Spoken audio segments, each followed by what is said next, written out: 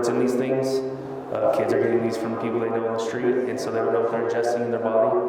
And so sometimes they have some reactions to what they're ingesting, and so I have to get involved and call medical personnel and get them to the hospital.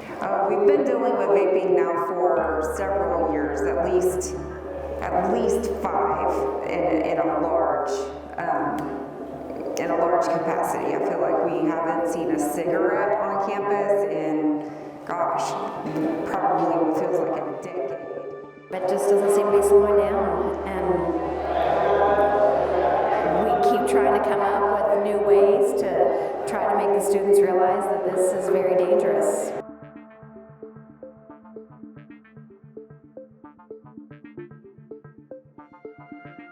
I am Brandy Ray. I'm the associate principal here at Tascosa. Carrie Livingston, and I am one of the assistant principals here. I'm Corporal Cody. I'm the liaison officer here at Tascosa High School.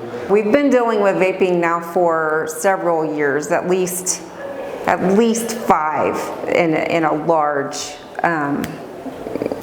capacity. 50% of my day is dealing with vaping or drug usage.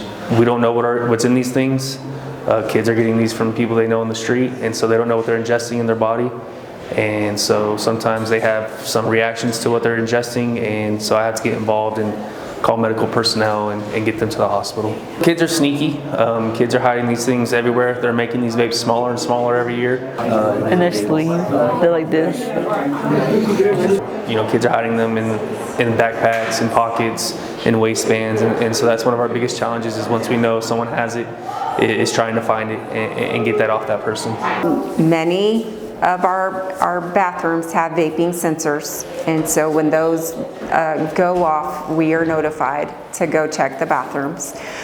We often have teachers that are just made aware. They look and they know and they see, and students inform them, and so then we are tracking down kids.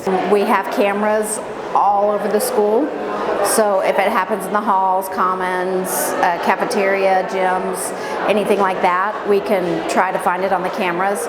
We don't have cameras in the bathrooms or the classrooms though.